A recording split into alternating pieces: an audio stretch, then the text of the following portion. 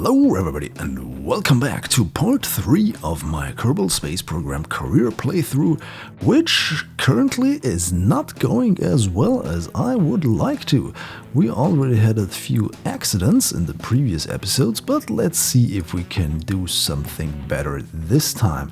And for what I'm trying to do, I want to have some more flying stuff. But since I don't have enough science yet, I only can do, well, just a little bit of what I wanted to do. Alright, let's save our science for later. We could do some Science Junior stuff. This could be interesting. This could give us more science, of course, for everything. Yeah, well, let's risk that. Okay. What do we have here? We have a few missions to make some reporting. Flight below. Yeah, Jane's vision, Valentina's conviction, Durfrey's secret, and the mysterious area G5LW0. What might that be? Anyhow, let's look at our tracking station. Maybe we can find those areas. And here they are. They are quite close somewhere. Okay, they are very close to our space center. Thank you, Gene Kerman. I got it. So what I'm trying to do now is hobble together a really quick plane. And what do we know? Crew report. So the only thing we need is a crew report. So the only thing we need is a crew capsule. Okay, let's add some more stuff. Do we already have a fuselage? Nope. There we have this.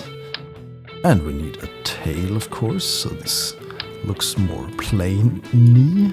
Can you say plainy? Oh well, no, that's not right.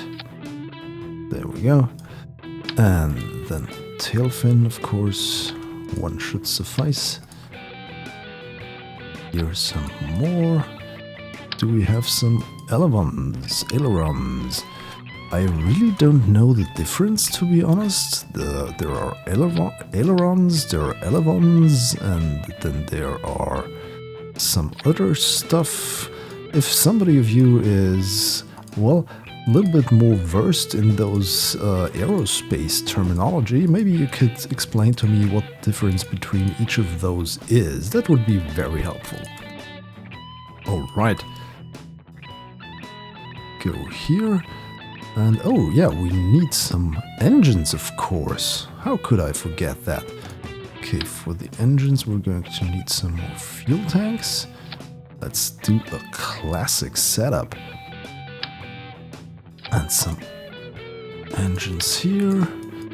Aerodynamics, air intakes, of course.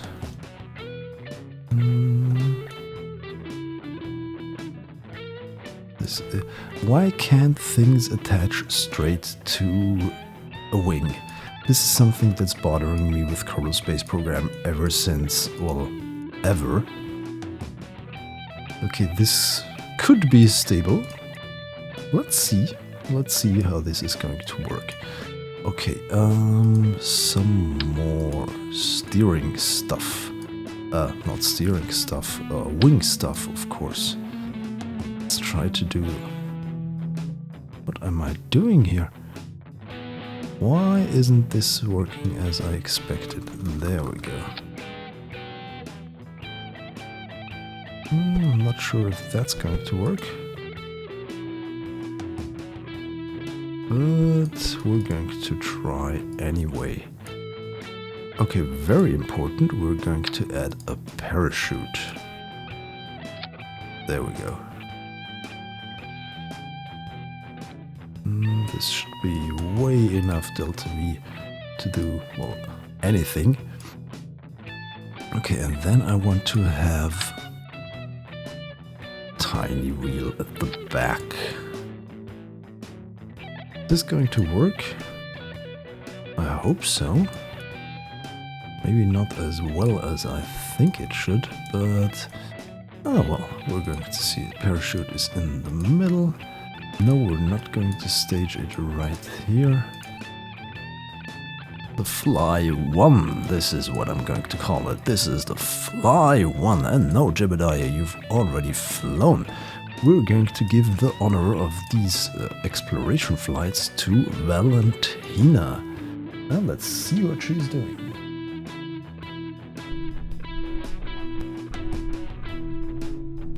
Okay. Oh, well, we're not crashing into the ground yet, so this is good. Okay, where should we go first? Let's try Jean's Vision, which is nice. Okay, we have to be below everything. Right, below. Okay, this is great. And we're already rolling. Let's see if we're able to fly this thing. I'm really not good at doing planes. I actually prefer doing all that rocket stuff, you know, compared to planes, but yeah. For these missions, for these survey missions, as far as I've learned, it's better to do planes. Oh, and look at that, we're already in the air. Nice. This is almost maneuverable. And we're heading to our destination. Fast. So since we don't have any SAS capabilities yet, we can't just say aim for target and go, but yeah. Just see how this is going to work.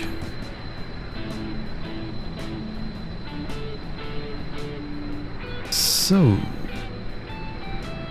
this looks a bit like a cross between a Learjet and a Cessna. Or do you say Cessna?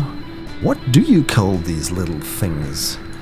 Back in the day, I think it was 80 something, there was this thing called Flight Simulator that just came out, and I really enjoyed playing it on my dad's computer. Well, he didn't like it so much that I played on his computers. Keep in mind, computers were expensive and rare back in those days. Well, not as rare as, say, in the 70s or something, but still not that common. I was one of those kids that was labeled nerd just because we had, or geek, just because we had a computer in our home. I remember upgrading memory of that thing. I think it was a 286 or something like that, and my father once wanted to upgrade its memory, and he had to back in the days, those weren't just not just these DIMM modules that you put in. He actually had to put a chip in there somewhere. Not really sure if it was RAM or something else, but it was to... we've entered Jean's Vision, and we're doing the crew report. Thank you, we're keeping this. Now let's go to the other thing. There we go, how maneuverable are you? And yeah, as I mentioned before, my father had to put in an actual chip in his computer, and that was really fascinating for me to see. Also, back in those days, there weren't a PCI card or PCI Express or anything. Many how do you call them? Many companies had their distinct own kind of way how to build a computer, but fortunately that changed soon after. Okay, and yeah, Flight Simulator was one of the first games I actually played on a computer, but I'm not sure if it was... Hey, we're already in that area. Crew report. Yes, I'm overwriting it. Thank you! There we go. We've got 2 contracts already. This is going well. Okay, going to the 3rd location. And... yeah... Back then, I think we even had a monochrome display. That was really weird. You had to You had to switch on the computer, and no, first you had to switch on the display, and then you had to switch on the computer. Otherwise, the display would be confused, and it wouldn't work properly. It was really weird. Weird compared to our standards we have today. Keep in mind, we have things in our pocket with screens with better resolution and better processing power than those high-end computers back in the day. God, I'm sounding like such an old man. Please tell me in the comments if I should stop rambling like this, or if you like to hear stories from my youth. My youth, when some of you weren't even born, I guess.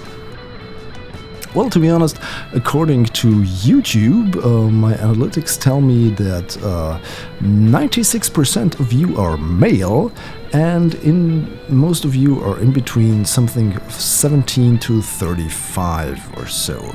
I don't have the exact numbers in my head, but yeah, that's what Google YouTube Analytics tells me about you.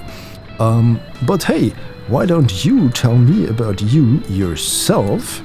And tell me where you're from, what's your age, and whatever else you want to share with me and the rest of the ShadowZone. Okay, we're still flying and we're enjoying the view out of the cockpit. This Mark I cockpit, I don't know. I actually preferred the look of the old one, you know, the one with a little bit bigger canopy. This looks more like a jet, the other one looked more like a space thing. So yeah, I'm a bit mixed on that, but this fits more into the rest of the stuff. Alright, we are now in Durfry's secret. Yes. And we have successfully managed to do our next contract. And now, since we're flying with Valentina, of course, we're already also going to Valentina's conviction. I wonder what she's convicted of. I hope no crime against Kerbal kind. Okay, why don't I use time warp? I can use time warp, no problem with this little thing. Whoa! Whoopsie daisy. Okay, maybe I should not use time warp.